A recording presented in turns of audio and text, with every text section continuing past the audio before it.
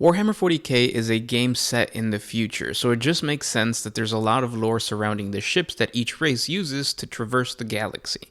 However, if you're a tabletop player, more than likely you don't get too much of this lore, so that's what we're going to talk about today in another deep dive video. We're going to take a look at how these Xeno ships operate in the galaxy, starting off with one of my favorites, the Tyranids. When we read or discuss the Tyranid lore, it's important to remember that we almost always get information through the perspective of another faction that is describing their findings and observations about the Tyranids rather than the hive mind itself.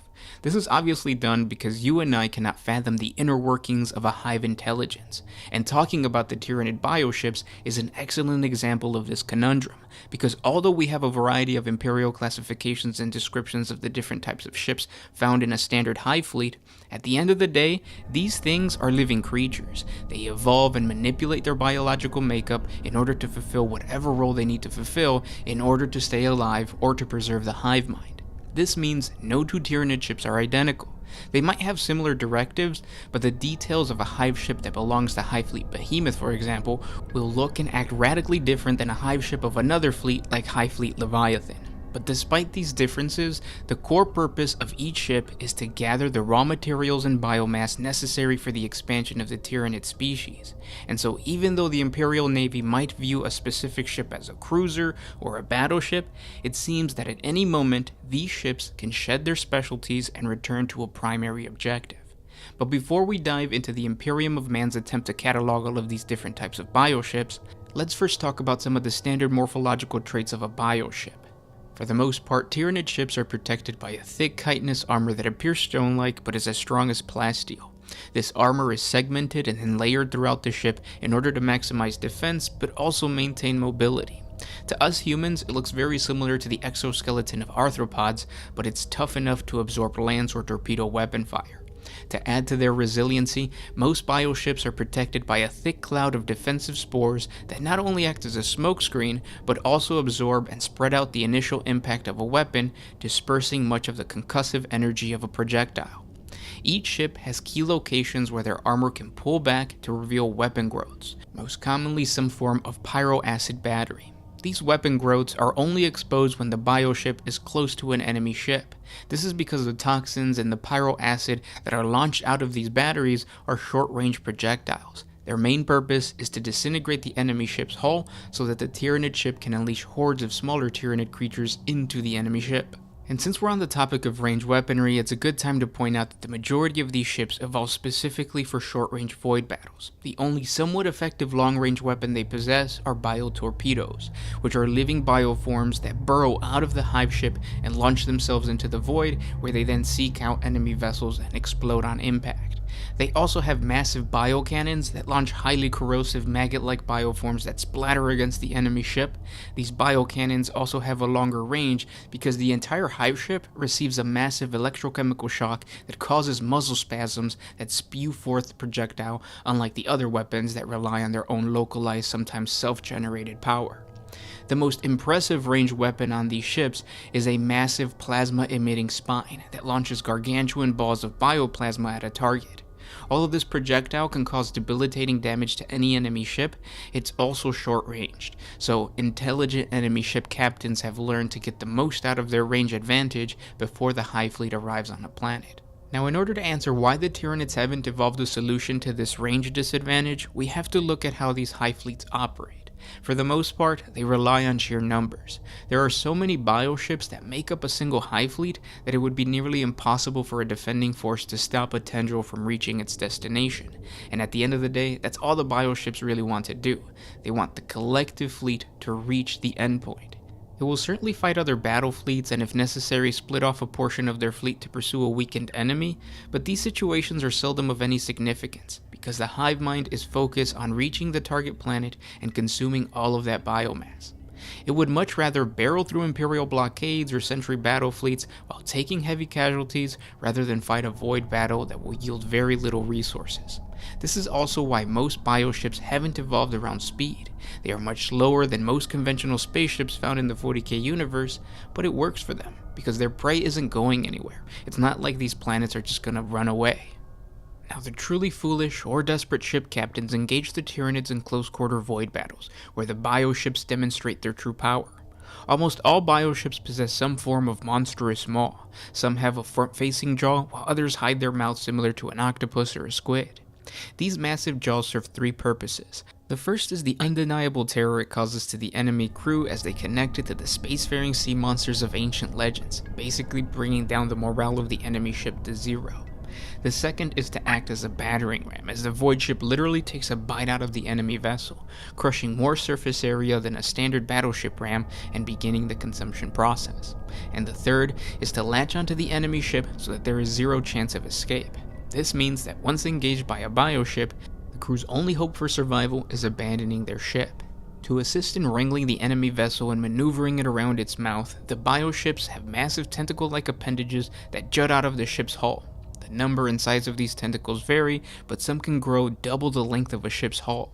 Like most predatory sea creatures, these tentacles have spiked suction cups that latch onto other ships and begin to burrow inside. Once the victim ship is breached by these massive spikes, the tentacles open up to disgorge thousands of smaller bioforms that tear through the enemy crew. This means the victim ship is not only being consumed from the outside, but their internal workings are being destroyed simultaneously. Aside from tentacles, some Tyranid bioships have massive claws that serve not only to latch onto the enemy vessel, but also tear enormous gashes into the enemy ship. Once cracked open, the bioship launches smaller swarms of void-capable bioforms that bore through these openings and begin to disgorge even more Tyranid creatures. This demonstrates how overwhelming it can be to fight a hive ship. One minute the captain sees a massive creature flying towards them, the next it's a swarm that appears almost out of nowhere, biting and clawing their way into the ship. Now that we covered the standard traits of most of these ships, let's take a look at how the Imperium has categorized each ship, starting with what they think acts like the central node of the entire Hive fleet and possesses direct control over the hive mind, the Hive ship. Hive ships are huge compared to the rest of the bioships in their fleet, and they have the most armaments. Because of this, they also produce the most amount of bioforms. This includes the smaller bioships known as ether swimming brutes that get launched out into the void and act as attack and boarding ships. The larger the tendril or the invading fleet, the more hive ships that will be present to strengthen the synaptic connection between all of the different bioforms that are sent out to invade enemy vessels and planets. Shortly after the 13th Black Crusade, the Imperium encountered the largest recorded bioship, which technically is categorized as a hive ship, but was referred to as the Ancient One by the admiral that had the displeasure of fighting this gigantic space monster.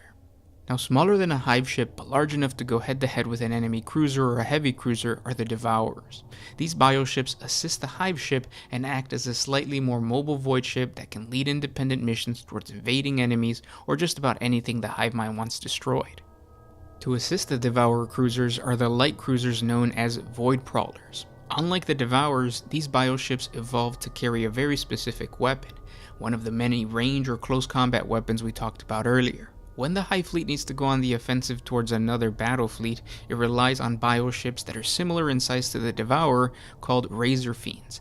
These creatures seem to be created when the hive mind wants to rip apart a specific enemy vessel. They possess some form of ship ram that is meant to pull apart the enemy rather than consume it. There were also huge swarms of frigate-sized bioships classified as Kraken, and they were created by the Hive ship to act as escorts and scout vessels. These are rare, as most Hive fleet utilize a different form of escorts simply called escort drones, and they have less weapons and are mostly meant to defend a larger bioship. And the last spacefaring bioship we're going to talk about today are the boarding worms, which almost always resemble large leeches that latch onto the enemy vessel and chew their way into the hull before disgorging a complement of smaller Tyranid organisms. Boarding worms are capable of carrying anything from standard small combat species like the Hormigaunt to even a Carnifex. Now, as more and more Tyranid hive fleets enter the galaxy, new and unusual bioships are being encountered during every assault. This means that we as players have the creative freedom to write our own descriptions of Tyranid bioships and their purposes in the grand scheme of things. Now let's move on to one of my favorite, the Orks. Orks are very interesting because they can technically use anything they want as a spacefaring vessel.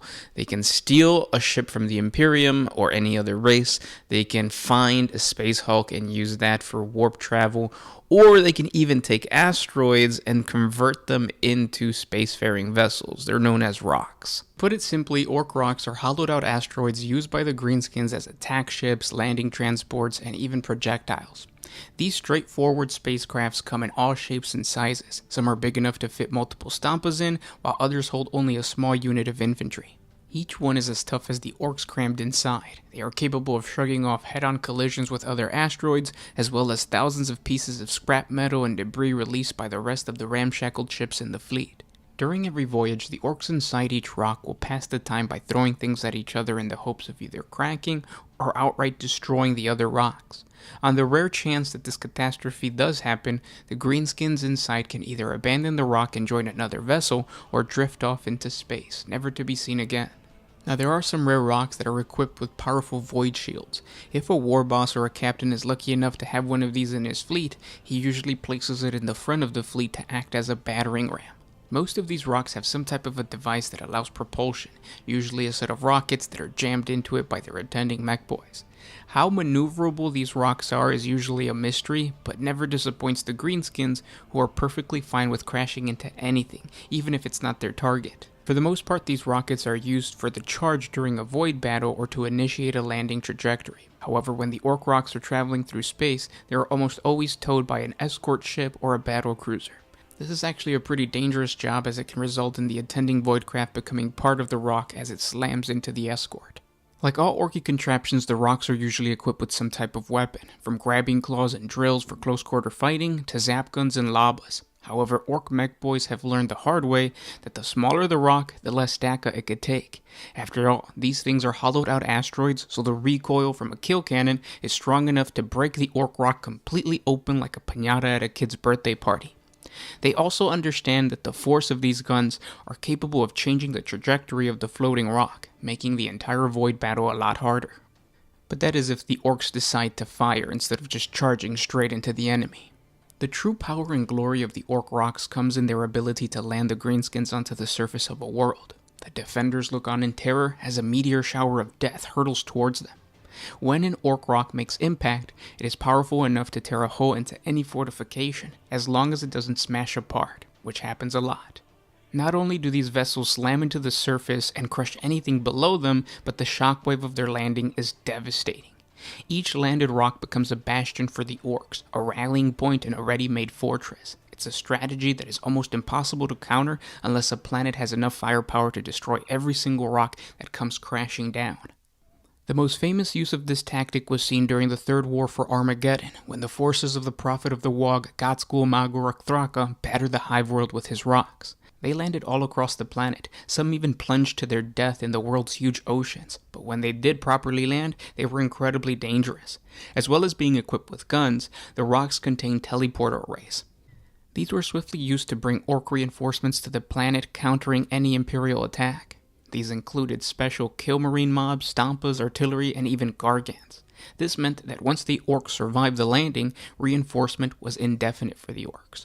To this day, these massive fortresses are still fully functional and a massive target for the Imperial defenders of the world. The next race that we're going to take a look at is the youngest race of the entire galaxy, and one that uses non-faster-than-light travel, technically. The Tau Empire uses a slower but efficient method of space travel. They utilize a device called an ether drive, also called a gravitic drive. It is a Tau spacecraft drive that allows for faster-than-light travel through the boundaries between real space and the warp. Unlike an Imperial warp drive, which allows a starship to fully enter and navigate through the warp to achieve apparent superluminal speeds and reduce travel time in real space, the Tau ether drive only allows a starship to make a brief dive into warp space. While a Tau starship outfitted with an ether drive can still achieve apparent superluminal velocities from the perspective of real space, interstellar travel using this technology is far slower than conventional warp travel. Despite the Tau's lack of psychers and their lack of understanding of the true nature of the immaterium, the Earthcast has nevertheless developed an efficient drive system that is sufficient to suit the needs of the rapidly expanding Tau Empire. In the history of the Tau Empire, on the innermost of the worlds of the Tau's 7 moons, a routine geological survey discovered the remains of an alien vessel. The significance of the find did not disrupt the Tau society as much as might have been expected. Tau theorists had long reasoned that other intelligent life forms existed in the universe, and the verification helped confirm the belief that there was a greater destiny awaiting them. No Tau commented on the sheer good fortune of finding the technology that they so desperately needed on their doorstep, just when they needed it. The Tau were able to duplicate the warp drive of the alien ship, but the initial test flights were disastrous. Achieving transitions to the warp required more than technology. It required psychically attuned minds, and the Tau race boasted no psychers. Without them to guide the transition, no amount of power could breach the dimensional barrier. The best the Tau could do was make a partial transition, forcing themselves into the void that separated the warp and real space before they were hurled out once again, like a ball held underwater, then released. Data gathered at great cost during the test flights was studied closely. Watercast scientists made the observation that the boundary between real space and warp space was not a neat line. It was closer to being a turbulent ocean fomented by the chaotic warp tides below. By carefully angling their descent towards the warp and extending the field generated by the gravitic drive into a wing shape to hold the vessel down in the immaterium, a Tau vessel could extend the duration of the dive considerably. The speeds achieved in the ascent back to real space were staggering, and this, coupled with the effect of the warp on time and space, ensured that the real distance covered by the dive was immense. Early tests lost several drone ships because they inadvertently passed far beyond the sensor's range of their recovery vessel. The details were soon resolved. There was still a major constraint on this so-called ether drive, for only the most powerful and bulky drives could sustain the gravitic wing throughout the dive, and the power drain meant that the considerable recharge time was needed between dives.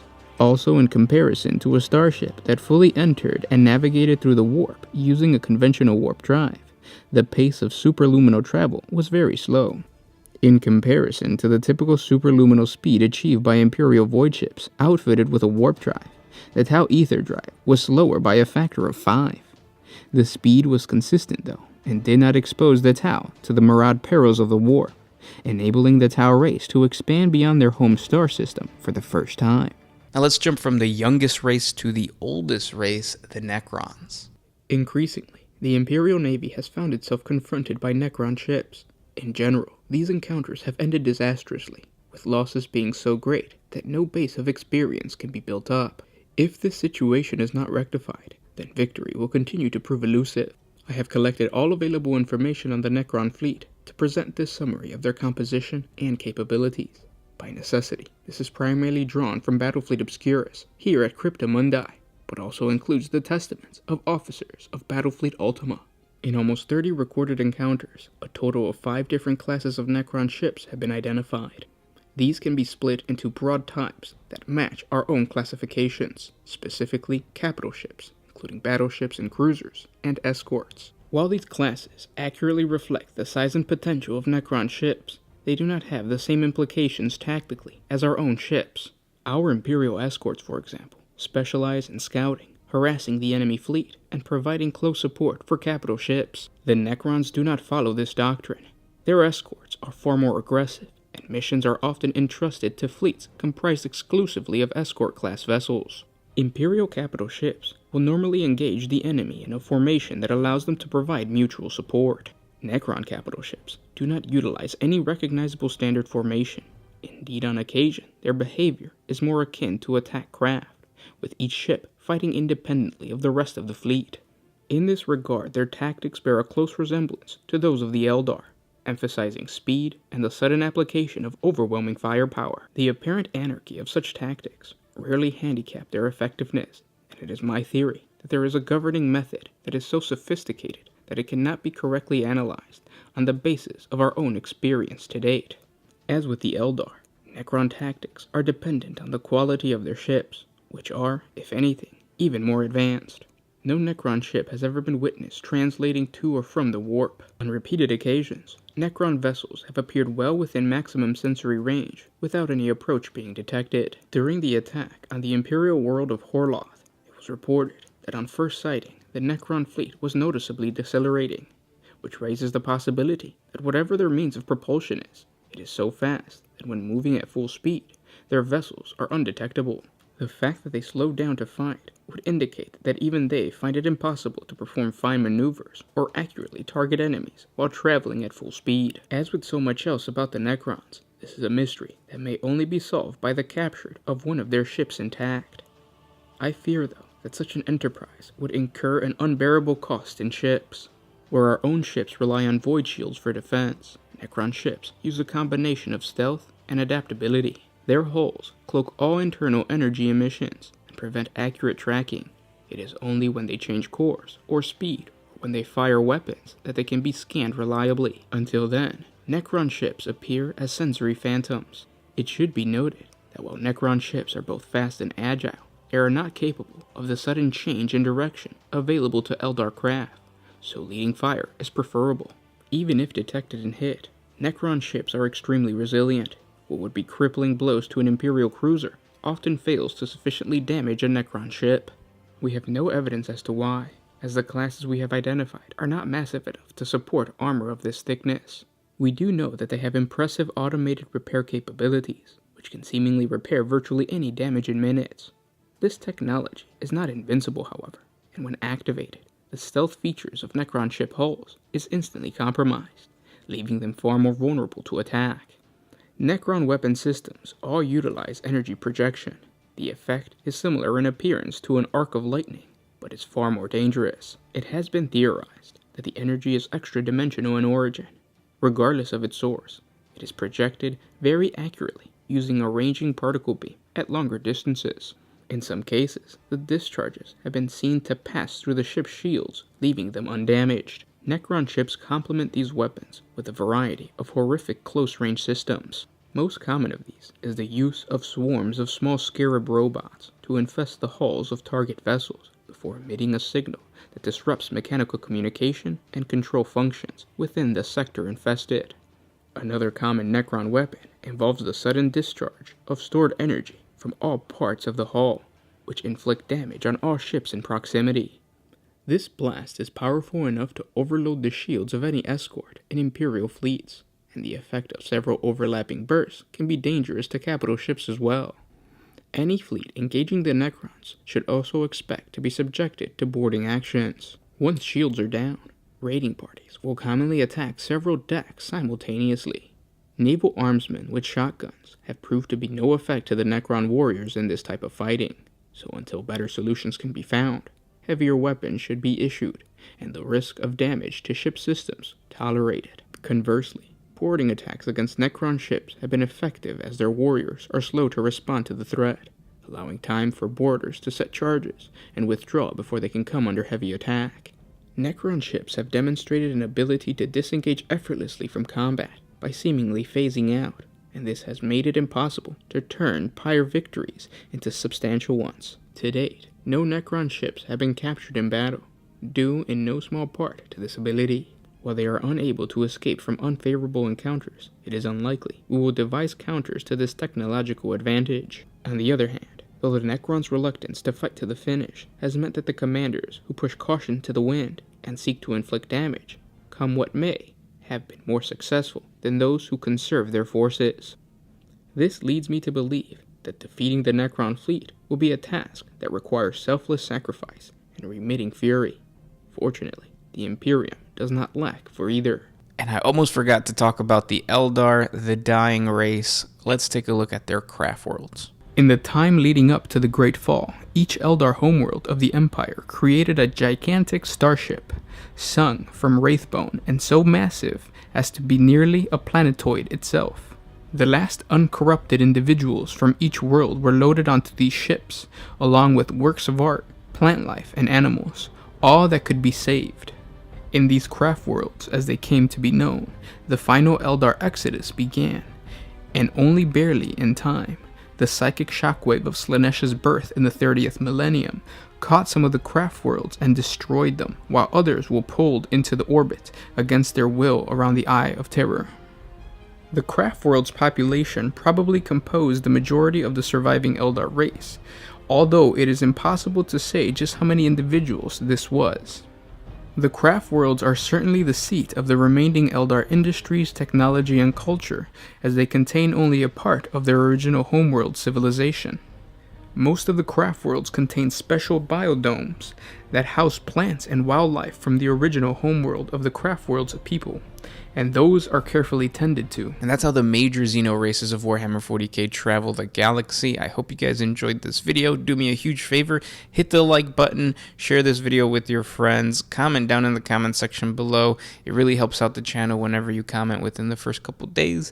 Even if you just want to point out which one your favorite is, let me know in the comment section below. If you want to support the channel, you can hit us up with the super thanks, or you can support us on Patreon, link in the description below. Thank you guys so much for listening, and we'll talk tomorrow. This was Gersh1 with One Mind Syndicate signing out.